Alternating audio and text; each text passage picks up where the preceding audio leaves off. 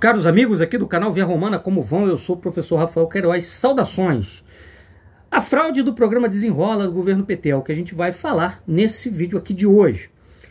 Pois bem, pessoal, vocês viram aí que a imprensa tem noticiado a preocupante estatística de que mais de 70 milhões de pessoas estão inadimplentes no país, que é um fato que atravanca a economia nacional, impede o país de dar saltos. É bom lembrar que quem jogou essa população no abismo do SPC, da inadimplência, foi o PT nos anos 2000, soltou crédito indiscriminado aí na praça, a juros altíssimos, né? Chegou a 30% de Selic, os juros mais altos da história do país, mais alto da história do Brasil, a época que os bancos mais ganharam dinheiro na história do Brasil. E agora o PT, que jogou esse pessoal no abismo do SPC, está jogando uma corda para tirar esse pessoal do buraco. Quer dizer, supostamente está jogando uma corda, né? O que a gente vai falar aqui nesse vídeo vai mostrar para vocês que isso tudo é uma fraude. Esse programa é uma farsa que está sendo vendida pelo governo PT, pelos bancos, como uma solução para o país. Não é solução.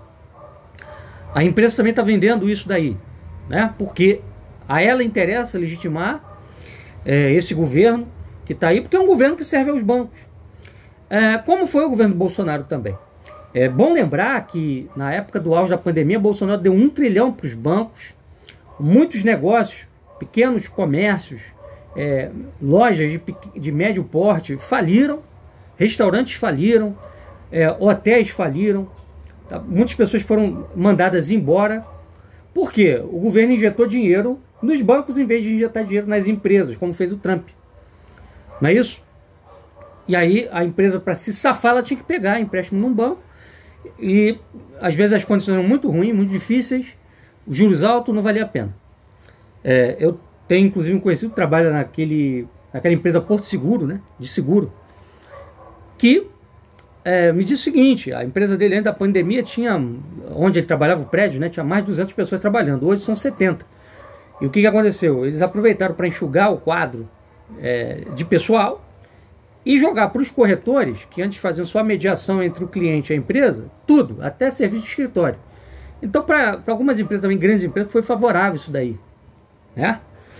Enfim, então isso revela que o país hoje, né, está dividido, infelizmente, entre duas alas que servem ao mesmo senhor, que é o sistema bancário. As diferenças são pequenas. Perfeito? Eu vou trazer aqui para vocês o que falou o Nelson Marconi, que fez parte da campanha do Ciro Gomes de 2018-2022. A proposta do Ciro Gomes de desenvolvimento para o Brasil era diferente do PT e do Bolsonaro.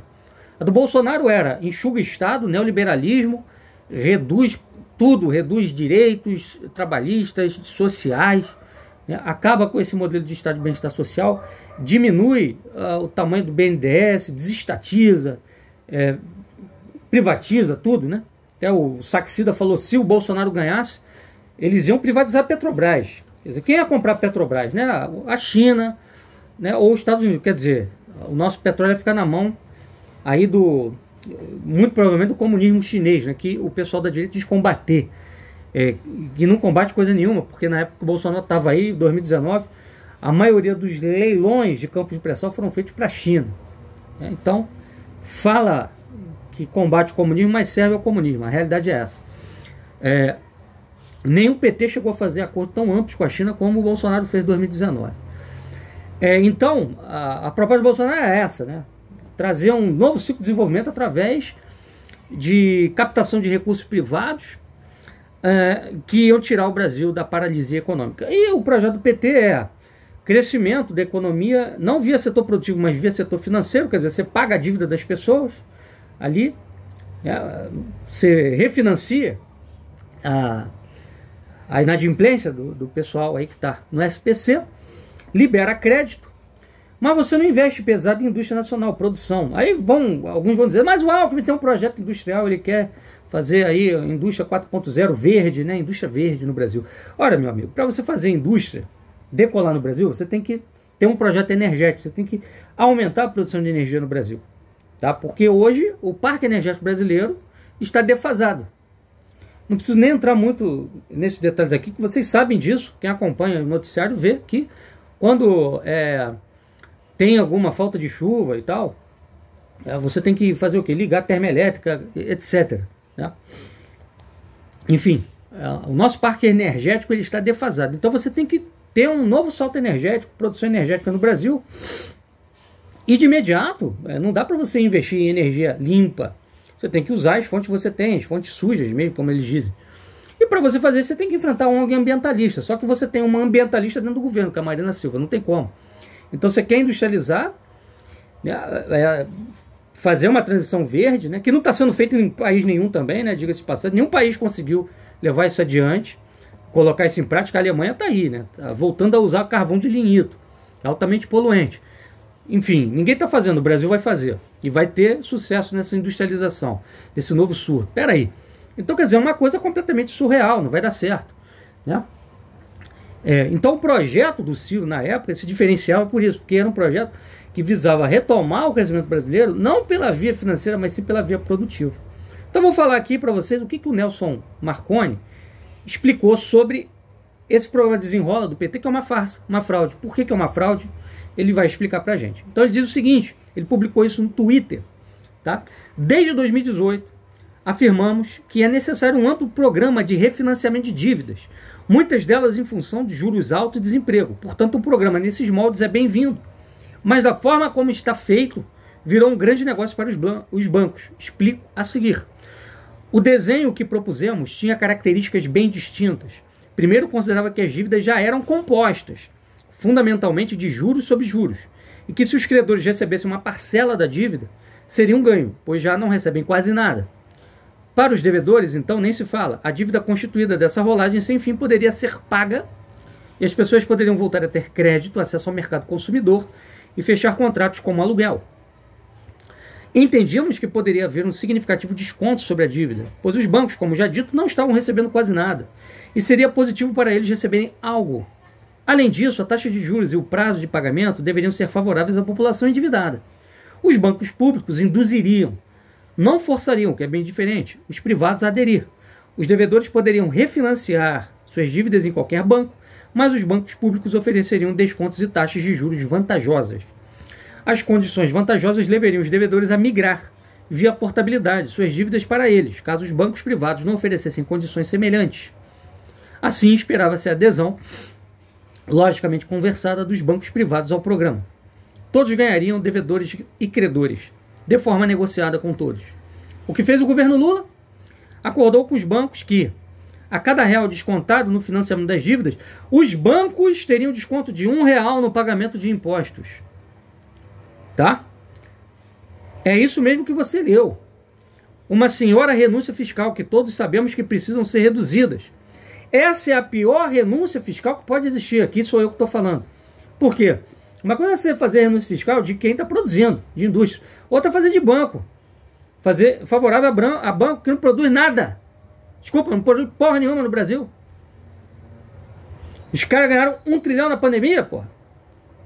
Eles precisam de renúncia fiscal? Ora, vão a merda. É isso que o PT está fazendo. Ou seja, é um negócio da China para os bancos.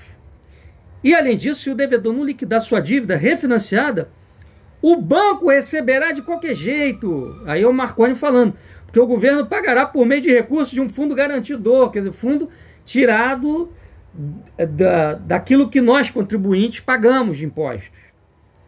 Que é uma estratégia muito usada para projetos de infraestrutura. Situação bem distinta. Infraestrutura gera emprego. Isso aqui não gera, pô. Também é isso mesmo que você leu. Risco... Peraí, vamos voltar aqui. Risco zero e renúncia fiscal juntos. Se pelo menos um tivesse sido estabelecido para compensar o outro, mas nem isso. Portanto, o programa é fundamental para desafogar a população inadimplente. Fomos os primeiros a defendê-lo há 5 anos, mas do jeito que foi desenhado, quem vai ganhar mesmo com eles? Os bancos. Só para variar. Muda-se tudo para ficar tudo como está. Aliás, como sempre, é o que o Marconi nos mostra aqui nessa postagem que ele fez no Twitter. Portanto, pessoal, você aí, otário que votou no PT. Você, otário que... eu sou anti-PT, sou anti-Lula, Lula é um bandido. Mas você votou no Bolsonaro, que fez a mesma coisa para os bancos. Você tá ferrado aí com o teu nome no SPC. Diz que hoje 78% parece das famílias estão com o nome emperrado, sujo, no SPC, não podendo comprar casa própria, carro, nenhum bem de consumo durável, nenhum financiamento de longo prazo. Ou seja, isso trava a produção, porque ninguém pode comprar. Você vai produzir para quê? Não é isso? Então vocês aí, otários que votaram nos candidatos dos banqueiros, nacionais ou internacionais, né? O Lula é o candidato dos banqueiros nacionais, o Bolsonaro dos banqueiros internacionais, só essa diferença. Vocês têm que acordar, porque vocês estão dormindo e vocês estão levando o país à bancarrota. Até quando vocês vão votar nesses canalhas? Chega, já deu. É preciso abrir uma alternativa nesse país. Já falei isso daqui num outro vídeo que gravei recentemente. Vamos buscar unir esforços para isso. Não dá mais do jeito que está. Não dá mais, é insuportável. Um abraço, até a próxima.